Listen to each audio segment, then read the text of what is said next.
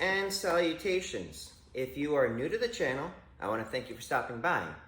My name is Eric Moss. I am a modern day performing strongman, a personal trainer, and a motivational speaker. If you're unfamiliar with what a modern day performing strongman is I perform feats of strength like bending steel bars, breaking chains, driving nails through wooden boards by hand, rolling up frying pans, etc., etc. Other legitimate feats of strength as part of a live show. And most recently, I held back a motorcycle from taking off. It was a Yamaha R6 and is capable of going 160 miles an hour. So that was a big feat for me, something I've always wanted to do ever since embarking down the road of the strongman about 10 years ago. So one of the things is I know that being a modern day performing strongman as well as a personal trainer, people are going to have questions for me as for like my training methods, my philosophy on strength and that sort of thing. And I encourage people to ask me questions because that gives me content to write about by letting me know what you guys want to know about. So this one wasn't necessarily a question, but more of a suggestion. Brian D says, you mentioned influences and books. A good video would be your favorite strength training books and why. Thank you for that suggestion, Brian D, and it is a phenomenal one. I think he was, this was on a question on how I train explained, training footage, and knowledge bombs. So, one of the things that I had mentioned in maybe that video, maybe a previous video, is that too often people look to supplements, as a way of getting to the next level when they don't really have the right building blocks in place. So what I recommend for people that are trying to get the most out of their training is if you can get a coach that knows what they're doing, that'll be a good shortcut to success. One of the takeaways from my motivational speech is I don't believe in any shortcuts to the top, but if there's one shortcut that I can get behind, it is having the right coach, teacher, or mentor to guide you along the way. Now, not everybody has that coach, teacher, or guide, in which case the next best thing would be to buy books on strength from someone that knows what they're talking about. Hence, this next part. Okay, so normally I try to do these off the cuff and in one take, but this one I wanted to write a bunch of them down because I'm gonna forget some along the way, and inevitably I probably forgot some because 20 years of doing training and 10 years as a performing strongman and continuing to learn along the way, inevitably something's gonna get left out that has left a mark on me. So if I forgot anyone, I apologize in advance. So, I recommend Enter the Kettlebell by Pavel. This was the first strength book that kind of led me down this road. There's, as far as like a book that kind of changed everything, that was the first one for me because it was the first training literature that I found on kettlebell training. And if you've been following me for some time, you know that how much that's been an influence on me. But more specifically was Pavel has a way of writing that gets you enthusiastic about strength, giving me the bug, so to speak. And that bug is one of the things that led to me doing what I do. But beyond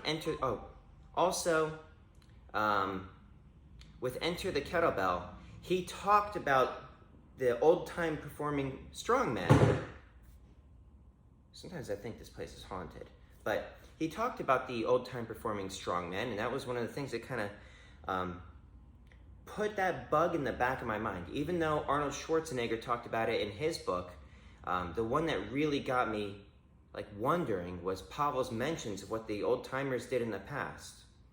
Now, also by Pavel, and in terms of influences, not just books, but authors themselves, just about anything by Pavel I really can get behind, with particular nods to Beyond Bodybuilding, Power to the People, The Naked Warrior, among many other things. I bought Quick and the Dead, and that's been an influence on my training too, even though it's not specific to what I do. Now, a mentor of Pavel's, The Purposeful Primitive by Marty Gallagher. Marty Gallagher has kind of a different take on things, in which it's like in the beginning of the book, the foreword, he talks about Prometheus stealing fire from the gods. I think it was Prometheus, right? And he talks about reverse engineering the greats when it comes to strength. And there's a lot of knowledge on that. See, I've achieved many of the things that I can do because I stand on the shoulders of giants. And when Marty Gallagher is like outlining the things that they would do, also his philosophy of having not one system, but several systems on a continual Rolodex. You know, like with my own training, people ask about the way I train, and the way it was in January may not be the same way it was now that we're in August. It changes and evolves over time because your body gets used to the same thing when it's done too often. Isometrics can wear itself out. So I take breaks from those and put kind of other things in its place, and then I would return to it at a later date.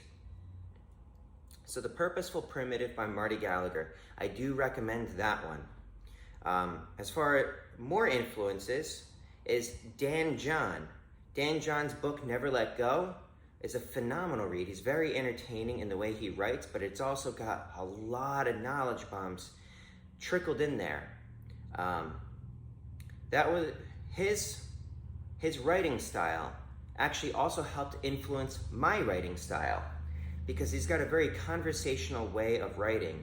And back when I was writing a lot in my fitness blog, some of you may remember that, what I would actually do is I would read one of Dan John's articles, and that would somehow tune up the voice in my head for when I start writing. Even though I'm writing about something different, it just kind of helped me find my own voice. So he's helped me not just as a strength coach, but also as an author.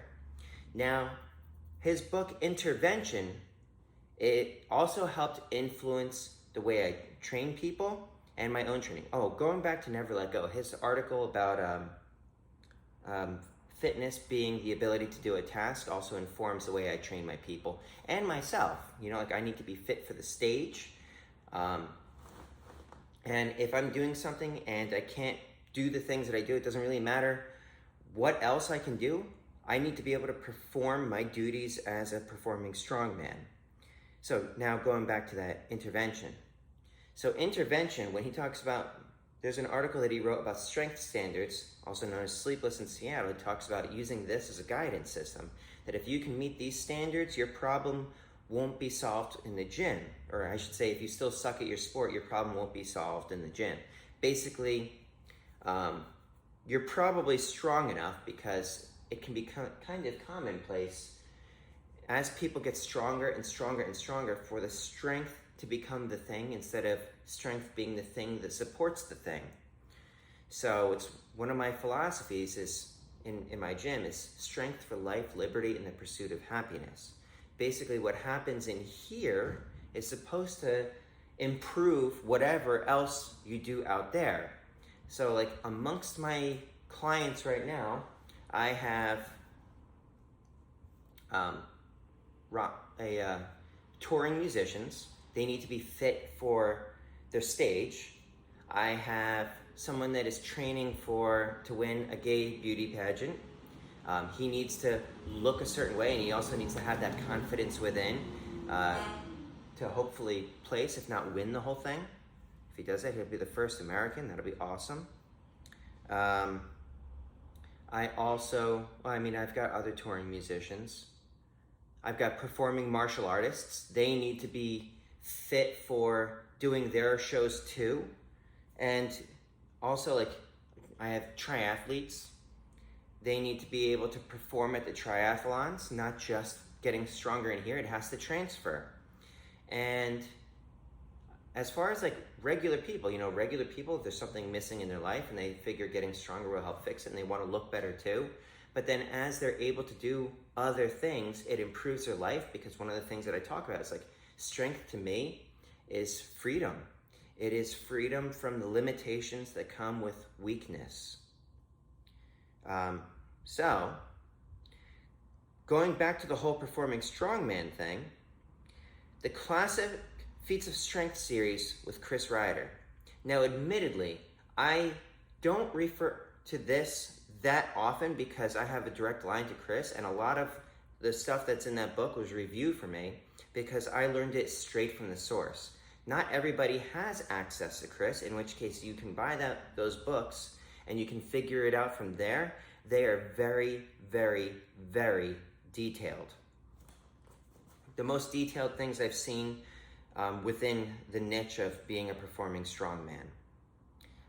Also, one of the things when I put together this list is it wasn't just people who influenced my training. It was also, these spammers, so annoying. It was also things that I found myself going back to for review over and over and over again. And though I didn't technically go to the classic Feats of Strength series over and over and over again, Chris can probably tell you I've probably pestered him with questions over and over and over again. But other books that I've referred to is The Glute Lab by Bret Contreras. Now, one of the things, and I already kind of knew about this from my experiences as a strength coach under Pavel's leadership, is that your glutes, when you tense them, give you strength all over. The stronger your glutes, the stronger the rest of you is as well. And the guy, when it comes to glute training, is Bret Contreras. I use a lot of those methodologies with my own clients, as well as myself, because with glutes being so critical to strength, it's not just about aesthetics, and I like looking good too, but it's also about things that will transfer to other things, and glutes are one of those things that you get stronger, it's going to transfer elsewhere. Now, more on that is the Isometrics Manual by Paul Wade. Probably amongst my most recent videos that people that get a lot of views and a lot of commentary on is the IsoChain. Now, even though I don't use the IsoChain a lot, I do use it with my clients. It's shaped my philosophy for that. I've reviewed the book many, many, many times. And even without using the IsoChain specifically, I use a lot of the programming ideas for the feats of strength with like horseshoes and nails and phone books and stuff like that. I use the isometrics training methods and I apply it to those things. Part of all this stuff is basic experimentation and finding out what works for you and what you can personally jive with, and seeing what vibes with you. Not everything vibes with me. You know, like there's lots and lots and lots and lots and lots and lots of fitness info, and you can find so much of that on YouTube. But there's a reason that you come to my YouTube channel, and it's not just because I happen to be knowledgeable. There's plenty of people that are very, very, very knowledgeable, but there's something about me that vibes in a positive way with you. And I thank you for that. And then last but not least, I'm gonna show you this one. This one is out of print, but if you can find one, it is well worth whatever you have to pay for it.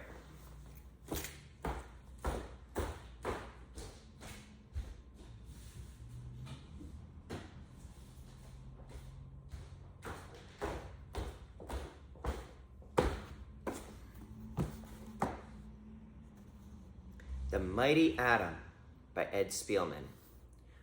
10 years ago, when I first started embarking down the road of the modern day performing strongman, when I first met New Jersey Superman, the late Greg Matonic, and he offered to take me under his wing, the very first thing he told me to do was find a copy of this book.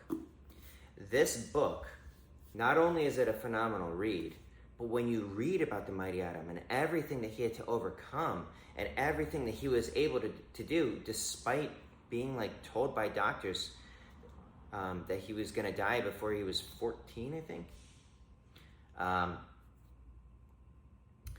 When you read the things that he can do, it lets you know just what's possible. And being able to just wrap your mind around the fact that you might be able to do it too can be such a critical aspect to strength training.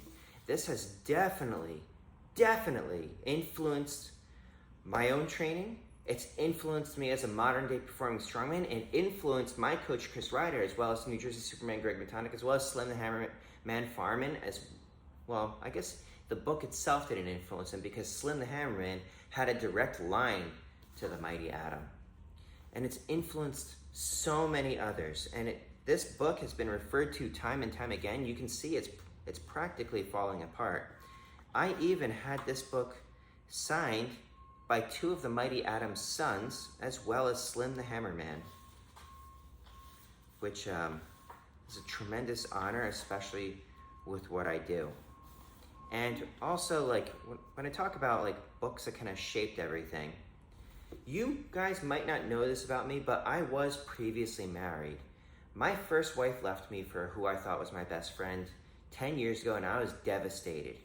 And having that hope of working with Greg, and when Greg had me read this helped pull me out of the funk that I was in by letting me know it's like, no matter how many times I've failed over the years doing various things,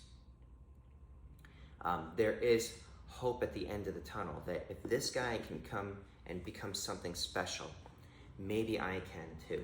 And a lot of the things that I say from the stage are just regurgitated versions of what came out of this book, because my motivational speech came from what my mentors taught me about the philosophy and the mindset behind strength. And the way that they taught me is their interpretation of much of the baseline subject matter that makes up this book. So, if you can find a copy of this, it'll be well worth whatever you have to pay for it. I believe I bought this for $80, if I remember correctly. And it was one of probably the best $80 I've ever spent. So anyways, Brian D, I want to thank you for that. This is a bit more long-winded than usual, but that's okay, because it's important to get the base right. But if you guys liked the content, please let me know by hitting that like button. If you have questions or comments or anything like that, drop it in the comments below. If it's not something I've already addressed, I will get back to you with your very own customized video giving you a shout out. And of course, if you think anybody else should see this, please share it with them. But in the meantime, please stay happy, stay healthy, stay strong, stay smart, and stay safe, everyone. Eric Moss, over and out.